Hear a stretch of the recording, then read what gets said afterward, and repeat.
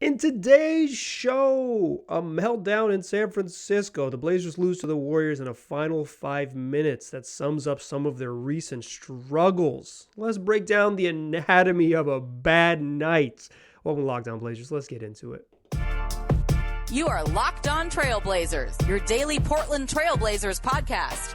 Part of the Locked On Podcast Network. Your team every day.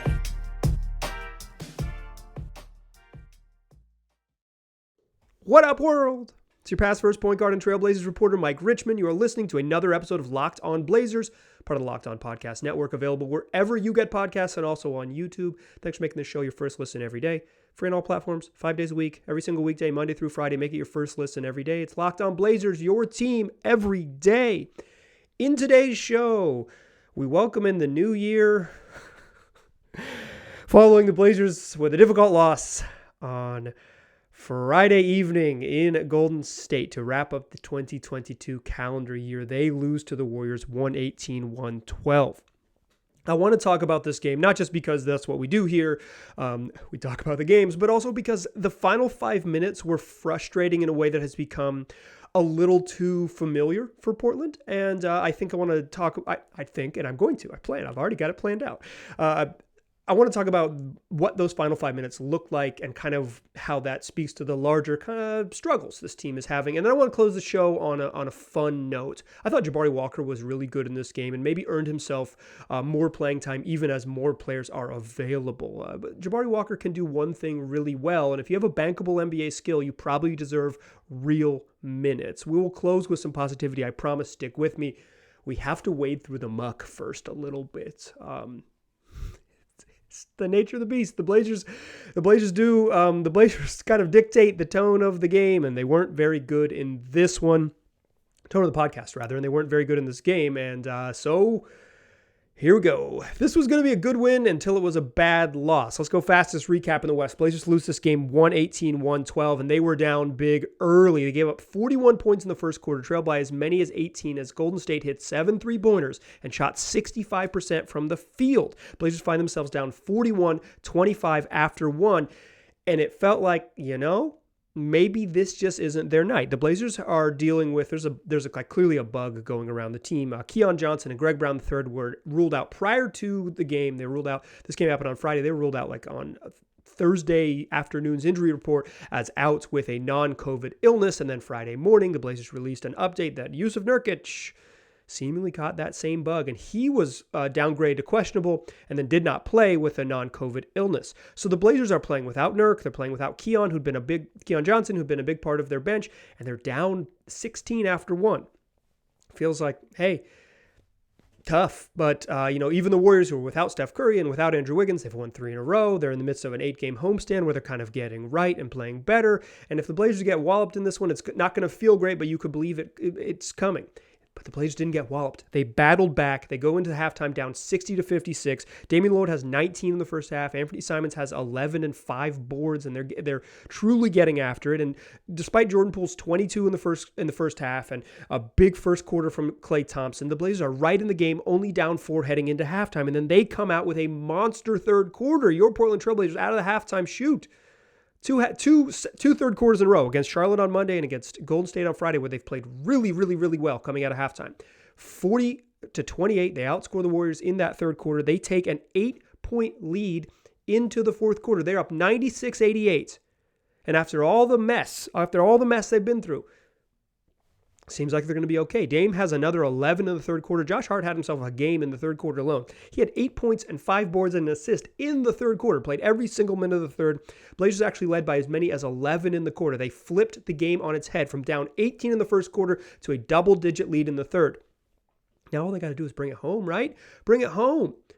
When Damian Lillard hits a swooping running layup with 5 minutes and 10 seconds remaining in the fourth quarter, the Blazers lead by 8. They made one more shot the rest of the game, and they lose 118-112 as the Warriors close 16-2 in the final 5 minutes and end this one. A brutal end to the game that we'll talk about in the second segment. That's your fastest recap in the West. Warriors win 118-112. Damian Lillard finished with 34 points on 12 of 29 shooting, added 8 boards and 5 assists. Anthony Simons had 22, took a bad spill, and then in the third quarter and then came back and finished the game, probably would have had an even bigger night. He finished 8 of 21 and 4 of 11 from 3. 19 points from Jeremy Grant, 12 points, 11 boards, 7 assists from Josh Hart, who played 41 minutes. Blazers ran with an 8-man rotation because they were super shorthanded. Trendon Watford, Shaedon Sharpe, Jabari Walker, the only dudes who played off the bench. And the only active players that were on the bench beyond those 3 that played were two-way guys. Abu Baji and John Butler Jr. This wasn't a game for either of those two gentlemen to play, and I thought the bench actually played pretty well. All of them positive in the plus-minus. The Blazers were only outscored by 1 point. Damian Lillard played 42 minutes, 12 seconds. Basically sat for 5 minutes and 45 seconds the entire game. The Blazers were only outscored by 1 point in those 5 minutes and 45 seconds that Dame sat. This was not a Dameless minutes game. The Blazers did not lose this game with the bench. They lost this game with the dudes that play regular minutes. They lost this game with the starters. That was the issue. On the other side, Jordan Poole, like I said, 22 in the first half. Well, 19 in the second half. He finished with 41. Klay Thompson had 31, most of his damage early. Draymond Green, 10 points and 11 boards. Dante DiVincenzo, who I thought was really good, 9 points and 9 rebounds. Jonathan Kuminga finished with 9 points and 6 assists off the bench. Kuminga and DiVincenzo played really good defense on Damian Lillard and Anthony Simons down the stretch. That was a good wing duo to go defend those dudes. The Warriors, if they get healthy, they're starting to figure some things out, unfortunately, for the rest of the league. But this game changed and hinged and really was, quite frankly, dictated by what happened in the final 5 minutes. Blazers are up 8 with 5:10 left. They're up 8 with 4.5 minutes left. 4:24. They miss a shot. They have an 8-point lead. 4.5 minutes left. 4.5 minutes left. 8-point lead on the road in a game you trailed by 18. This is going to be a good win. And it turned into a really bad loss. I want to channel my inner David Locke and take you through the final possessions that ended this game and the lack of ball movement that doomed the Trailblazers. But first, let's talk about Prize Picks. It's daily fantasy made easy. You can play Prize Picks on their website, prizepicks.com, or you can be like me and go to the app. I use the app on my phone. I think it's a really clean and easy to use app. How it works is you pick an entry between 2 and 6 players. Prize Picks sets the lines, points, rebounds, assists if you're playing in the NBA, and you just pick over or under that line, above or below that line, and you can win some money if your predictions are correct. You're not playing against the field or experts or anything else other than Prize Picks projections. You versus the numbers you see in the app, and if you get it right, you can win some money. You can win up to 25 times your money if you call your shot and get 6 of 6 right, but you don't have to get 6 of 6. You can change the odds a little bit and say, I'll get 4 out of 6 correct, or I'll get 5 out of 6 correct, and then win some money from there. And once you do, safe and fast withdrawals to get your money quickly. So why not download the Prize Picks app or go to prizepicks.com to sign up and play daily fantasy sports, where first-time users can receive a 100% instant deposit match up to $100 with the promo code LOCKEDON. If you got $100, put it in there. Prize Picks give you $100. You deposit $50, Prize Picks will give you $50. Don't forget, use that promo code LOCKEDON at sign up for an instant deposit match of up to $100. All right. Let's talk about those final 5 minutes. This was where the game was decided. And I want to do this. I tease this heading into it. Is channel my inner David Locke. Godfather of this podcast, maybe the man who invented daily sports podcasting, certainly the man who invented bite-sized daily sports podcasting and made the Locked On Network what it is. He's also just really good at the sort of breaking down what happened stat stuff. And one of the things that David Locke does is he'll say, let's take the chunk of the game that decided the game and look at each possession and what went wrong. So in honor of Locke, honor of David, let's see what went wrong. The Blazers had 11 or 12 possessions in the final 5 minutes and 10 seconds. Why I say 11 or 12 is because on one of the possessions, Damian Lillard got stripped going up for a kind of trying to draw a foul hunting, got the ball back, did get fouled, and the Blazers take the ball out of bounds. So that's the way it's scored in the box score is an offensive rebound. Typically, you don't score an offensive rebound as a new possession, but it was certainly a new sequence. So 11 or 12 possessions in the final 5 minutes. Again, they take the lead. Damian Lillard, he's got Ty Jerome on him. Come here, little guy. Got Ty Jerome out of there pretty quick. Put in someone bigger. Took him down the left side of the floor. Dante DiVincenzo comes over to help. Dame says, I'm not worried about you. Gets in the middle of the paint. Wants some coffee with that Kareem. Skyhook goes, puts it in. Blazers lead by 8, 5 minutes and 10 seconds. The game turns from there. Blazers over the final 5 minutes and 10 seconds following that Damian Lillard basket, go 1 of 9 from the floor, 0 of 6 from 3, and they commit 4 turnovers. 3 turnovers in the run of play and a 5-second violation coming out of a timeout. 4 turnovers in the final 5 minutes of this game. They're outscored 16-2, and they blow it. They blow it. This was going to be a good win. It turns into a bad loss. I don't want to go possession by possession through all 12. I don't think it's quite frankly interesting radio. But what I did was I did chart this. I did go watch the final 5 minutes and chart it. I don't think too dissimilar pretty dissimilar because I'm like just some guy. But like, if you're breaking down film, what went wrong? This is what I want to figure out. What went wrong? Breaking down film suggests more than like watching the replay on League Pass. I rewatched the final 5 minutes. In the final 5 minutes, the Blazers had the ball 11 or 12 times, depending on how you slice it. In those possessions, including the 4 turnovers, they had three multi-pass possessions. 3 of them. Only on 3 possessions did they pass the ball more than once in a half-court setting. It started after a miss on the other end. Dame scores, Golden State misses, and they get a layup attempt in semi-transition. The ball moves around. Josh Hart gets a cutting layup, and he just missed it. Ball goes back to Portland, but like that's your first 2-pass possession. Then things kind of go haywire a little bit. The Golden State scores, or every time it turns the ball over, Golden State scores. Chauncey Billups takes a timeout. He can feel this game slipping away, right? You missed a layup, you missed another opportunity. Anthony Simons just straight up throws the ball away, loses it, just like trying to make a jump pass, just straight lost it, flew out of his hands. Chauncey knows that this is troublesome. So he takes a timeout with just over 4 minutes left, like 4:14 when they go in the timeout. Blazers are still winning. It's not out of control yet. They're up 6. It's like, just keep scoring. You're okay. Keep scoring. You're in a good spot. They come out of a timeout. They run a set out of the timeout. This is when coaches can put their biggest imprint on the game. And what do? They make their most passes of any moment in the final 5 minutes. A 4-pass possession that started with Damian Lillard getting a pick and roll, getting a screen. They run a pick and roll for Dame. He gets a screen. They double team. He gets off the ball quickly. The ball from from Josh Hart rather, swings to Anthony Simons in the corner. Anthony Simons finds Jeremy Grant. One more pass in the corner. A wide open look, and Jeremy Grant just misses it. That's good process, bad results. A 4-pass possession that ends with nada. The Blazers only had one other multi-pass possession in the final 5 minutes. And it came on a play when they didn't want to pass the ball more than once. Damian Lillard gets double team up top. He gets a help defender, starts to beat his man, Dante DiVincenzo. Looks to throw a lob pass to Drew Eubanks. Draymond Green sniffs it out, knocks the lob pass away. Josh Hart grabs a loose ball, and he passes it to Anthony Simons. Is that one pass? I'm going to score it as 2 because it was an attempted pass that failed and then a pass off a broken play that was 2. And Anthony Simons just missed a wide open top of the key 3 that would have given the Blazers the lead. A really good look. Broken play, like not exactly like ball moving side to side like it did in that 4-pass possession, but a multi-pass possession leads to a wide open look and they miss it. I don't know if that's good process, but it wasn't a bad shot.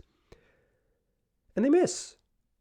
When you pass the ball, when the ball moves around and you work for a good shot and you get Jeremy Grant a catch and shoot 3 and you get Anthony Simons a catch and shoot 3, whatever. You're just going to live and die with that because that's the sport, right? That's the nature of basketball. It's the other possessions. It's the 4 turnovers. Anthony Simons just losing the ball. Jeremy Grant after a timeout drives baseline and looks for somebody and drives baseline, realizes he's caught in danger zone, just throws the pass out and it goes nowhere. After a timeout, they have to take a timeout because Josh Hart picked up his dribble too early. They come out of a timeout. That was the Jeremy Grant turnover. They come out of another timeout and commit a 5-second violation. That's 2 turnovers out of timeouts. That's brutal. That's just brutal. And more on that in a moment. It's like, I don't think all of the 0-pass possessions were terrible, but in fact, Damian Lillard had one where he just straight dribbled down and got himself into a little mid-range floater that was an okay look, but that was after the 5-second violation. But he missed. Again, just sometimes bad process. But after all this, it's all going wrong. They've turned the ball over 3 times. Golden State has taken the lead. They're down 2. The Blazers get the ball back, down 2, under a minute. get the ball to Damian Lillard on the wing, and he loses it, gets the ball just slapped away from him by Dante DiVincenzo. Can't have it. Can't have it. I think two things. I think many things. I'll share my many thoughts on this.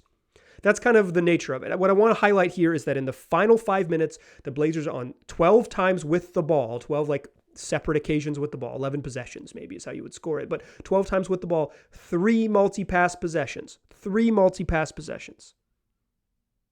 It's not great. Missed layup, missed three. They didn't turn into stuff, but like the ball's got to move, probably needs to move a little bit more. Probably just needs to move a little bit more. That stagnation is an issue. And I think in general here, you want to place the blame on someone squarely. You want to take the blame. Is it a blame cape? What do we think it is? A blame chain? We'll call it a cloak. The cloak of blame. They want to take the cloak of blame and place it squarely on Chauncey Billups' shoulders and say, here you go, dog. Try this on. You, the coach, are the problem. Or you want to put it on someone else and say, Anthony Simons, you bricked a bunch of shots at the end. You wear this. Put on Damian Lillard. You forced some things you didn't need to force. You wear it. And I don't think that is necessarily a useful way to discuss this. The blame is both coaching and players. At one play, they actually ran out of a timeout. They got a really good look. That seems like pretty good coaching from Chauncey Billups. They didn't run a lot of stuff. They had some broken plays where it was pretty clear that Dame was orchestrating a little bit. They ran a lot of actions that was like someone else bring it up and then Dame comes and gets the ball. The start Dame off the ball to just let him on the ball to waste time are the worst possessions the Blazers always run. I think that's a mixture of coaching, but it's also a mixture of Dame's comfort level, right? He wants the ball at the top of the key to go in. He wants the ball to, I'm going to size my man up and score. Calling plays that are for the comfort or calling actions that are for the comfort of your best player is the nature of the game. And if your best player's comfort leads to more challenging shots, that is the problem. That is the shared burden of both what your best player wants to do and what you're calling as a coach. Hard to just call stuff that they don't want to run and have them run it, or not going to get them into what they want to be what they're most comfortable with and run it down the stretch. I don't know that Chauncey Billups can do that. I also don't think Billups has much control over shot selection. He can get them into actions they want to run, but like the decision once you do it is on the players. I think this is a combination, like the cloak of blame belongs on everybody's shoulders. This is playing, this is coaching, this is an issue. Also, my final thought on this, and then we'll move away from the bummers into some positive stuff. I think guys were tired. I think this was a case where folks at the end of the game were tired. I really do. Josh Hart played 41 minutes. Jeremy Grant played 41 minutes. Simons played 35, but would have played more if not for falling and smashing his head on the court. Damian Lillard played 42 minutes and 12 seconds. At the end of the game, particularly the dagger three that Dante DiVincenzo hit to take a 2-point game to a 5-point game and just end it and make the Blazers go into scramble mode. And you can say those, you can wipe out, there's a couple no pass possessions at the end of the game. You can wipe those out and say those don't really count because you're in scramble mode, and I'm fine with that. But in the run of play, 3 out of their final 9 trips, they moved the ball, passed the ball more than once. I don't think that's enough. But on that dagger 3 from Dante DiVincenzo, Damian Lillard did not play defense. He looked exhausted and did not. He was like sort of half in double team and then sort of half recovering. He looked exhausted and was just straight up was not playing defense on that play. Was not a competitive defender by any means. I thought some of his late turnovers for Dame was a thing you do when you're tired. I thought Anthony Simons looked pretty gassed at the end of this game. Jeremy Grant just like couldn't get the ball because they weren't running stuff for him. Some of that might just be like playing folks 40 minutes. The difference in 36 minutes and 40 minutes, that is a pretty significant, right? Like it's to some points, I understand why Chauncey Billups didn't play the bench a whole bunch more, right? Trent Watford, Shaedon Sharpe, and Jabari Walker and a couple two-way guys. Like, this isn't a night to extend your bench. Down 18 in the first half, not a night to extend your bench. The third quarter, your starters played really well. Played really, really, really well. Josh Hart and Damian Lillard were excellent in the third quarter to give yourselves a lead. You were winning with those bench guys or with the starters on the court. Just go get it. The bench played very sparingly in the second half, and let's go back to it. Let's make sure we win these final 5 minutes. But this is a tough thing for Chauncey, right? Like, he's got to find a balance. Can you trust 20-year-old Jabari Walker, 20-year-old Keon Johnson, 19-year-old Shaden Sharp, 22-year-old Trent Watford, like first and second year guys. Can you trust them to hold the fort in the final 5-6 minutes of the first 5-6 minutes of the fourth quarter to get you to the point where you can put your starters back in and not overextend them? Most of the season, the answer has been a resounding no. It's been a resounding no. And so then you're mixing and matching. How much can we play Ant and Jeremy Grant with those guys? Like, what do the subs look like? I mean, this was just a night where I don't know that Chauncey could do stuff wildly differently. Like maybe you try to steal 3 more minutes, but once you got to the second half and you were making your charge, I understand why he didn't say, okay, Shaden Sharp, you're going to play the opening 4 minutes of the fourth quarter. Like, maybe I don't agree, or maybe I like, in general, I think you just need to use your bench and see what happens. But I know why he didn't, because I know how they got back in the game. I watched it. But it is the balance that Billups is going to have to deal with. Nurk should be back when they play the Pistons on Monday evening. You're listening to Monday, January 2nd show, and they play the Pistons at home tonight. And then they go on the road a little bit. And like Nurk and Keon Johnson have a non-COVID illness, and it's probably not likely if they miss Monday's game, not likely to miss like extended periods of time just because of cold stuff, flu stuff. But like, you're still going to be without Justice Winslow and Nazir Little. It's like it is, and who knows when and if Gary Payton will ever return to the lineup. It's like you got to figure out a way to play guys a little bit less and trust your bench. Can you though? Here's the thing. Maybe. Jabari Walker played really well in this game. I don't think the box score is going to jump out at you, but he played 14 minutes against the Golden State Warriors, and I thought he was really darn good. Let's talk about the rookie and what we saw from him to close the show. But first, let me tell you about Built Bar. It's my favorite protein bar, the best protein bar I've ever had. I like it because they're covered in 100% chocolate, all of the flavors. I love cookies and cream. I love peanut butter brownie, but you can get coconut, almond. You can get raspberry. You're going to find orange. You're going to find double chocolate on their website, built.com.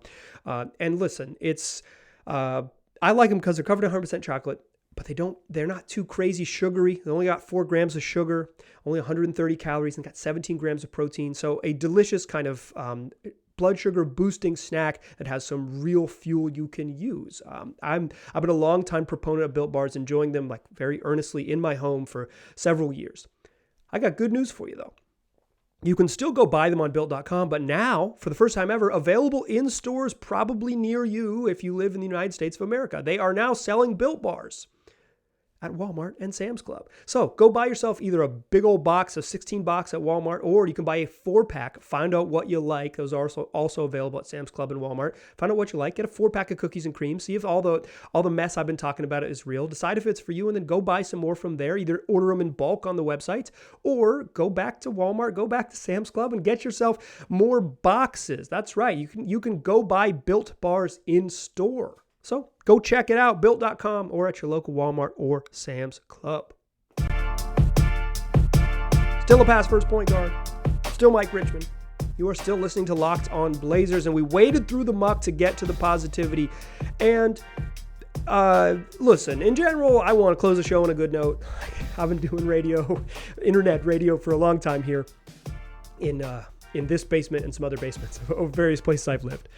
But I'm searching for the silver lining, no doubt about it. I am out here searching for the silver lining. That is what this is. I'm not gonna lie to you like I didn't think coming off this game against Golden State. Yuck, that's a bad loss. But in searching for a silver lining, I didn't have to look that far. Like I don't think this is like, sometimes I'll really squeeze the orange to try to find some positive juice there. I will really squeeze the orange. I don't think this is that. I don't think this is that big of a stretch, that big of a squeeze. I really don't. Jabari Walker looks like he can play. I want to be clear about what that means. Jabari Walker can rebound at an NBA level right now, today, at 20 years old. Right now, today. Absolutely, without a doubt. There was a highlight going around that's like midway through the fourth quarter. Josh Hart, who was great. Josh Hart was great against the Warriors. Had a bad foul late, picked up his dribble a little bit early, but whatever. He was great on the whole. Great Great Josh Hart game. In fact, the Blazers are now 8-2 when Josh Hart gets double-digit rebounds. They started the season 8-0 when Josh Hart gets double-digit rebounds. He's lost 2 straight against Denver and now against Golden State when Hart grabs boards. Typically, him being a monster on the glass has been a barometer for success, and I think 8 out of 10 wins is still probably a barometer for success. But enough about Josh Hart. This is there's a moment. Actually, one more about Josh Hart because he's part of the story. There's a moment in the fourth quarter. Josh Hart drives, hits a floater, threw a foul, snarls, makes a Josh Hart face. You love to see it. One of the great face makers in the league. He's just been playing great, putting the Blazers back up 6 or 7 points. But on that moment, Jabari Walker is parked in the corner. It's early fourth quarter. He's parked in the corner. He sees the drive, starts to crash in, and he doesn't go all the way early. He waits, gets himself from the corner to the dunker spot, which is like that little spot outside the lane. And then as the shot goes up, he takes a step in from like below the box, like on the lanes, like the little box that you stand in for the rebound, that little square, and then steps in at an angle to step in front of Anthony Lamb. And if that ball comes off the rim, Jabari Walker has inside position to grab an offensive rebounder. The dude knows how to rebound. He has a knack for it, an NBA level skill. You know, he has really good hands around the rim. Like he grabbed 4 offensive boards and he was in the mix for other ones.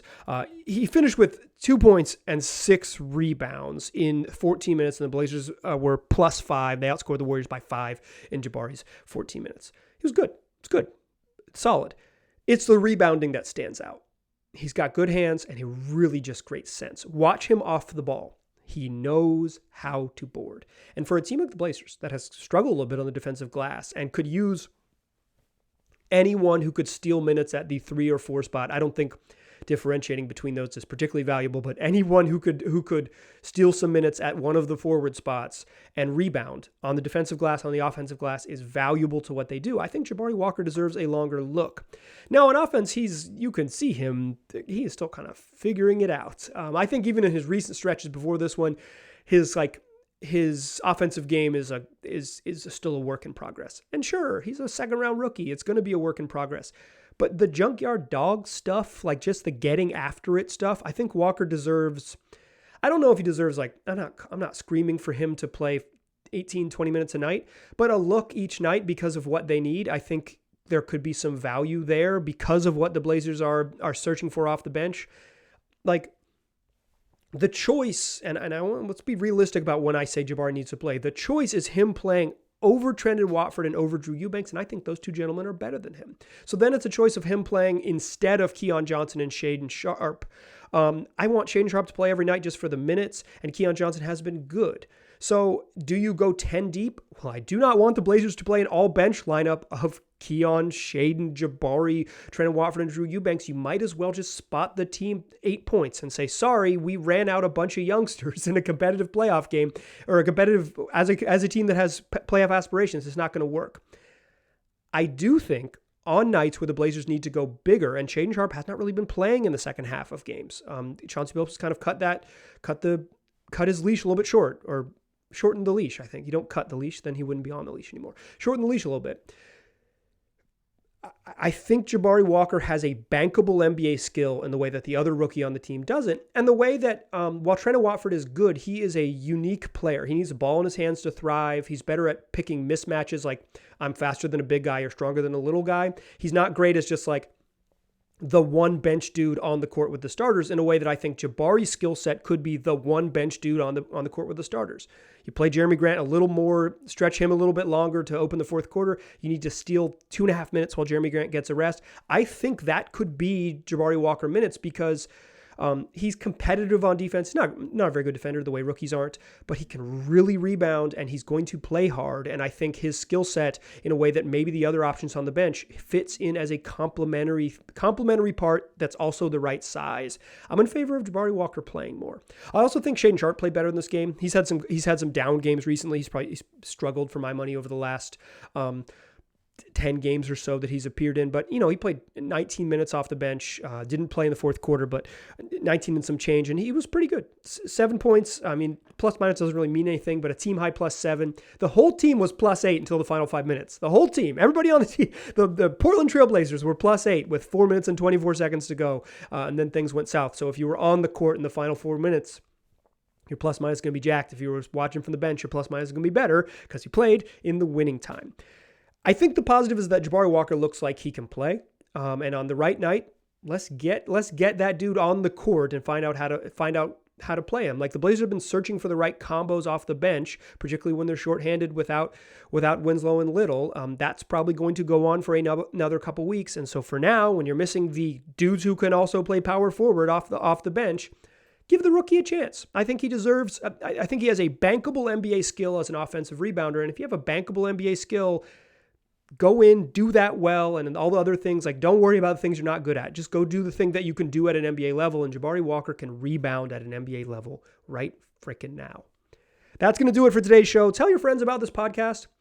Listen, the Blazers have been scuffling a little bit. We're entering a new year. We're entering a soft part of the schedule, and maybe they're going to be able to climb in the standings or gain some ground a little bit, solidify themselves in the hunt for in a very crowded Western Conference playoff field. Great time to get on board with the team. Great time to get on board with the podcast. So if you have a friend who is also a Blazers fan, tell them about the show. Just tell them about the show. Tell them you listen to it on whatever podcasts, wherever they get podcasts, they can find it, or tell them you watch it on YouTube.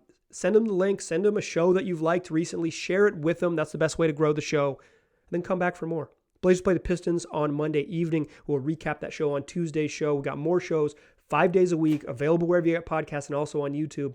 I appreciate you listening, and I'll talk to you soon.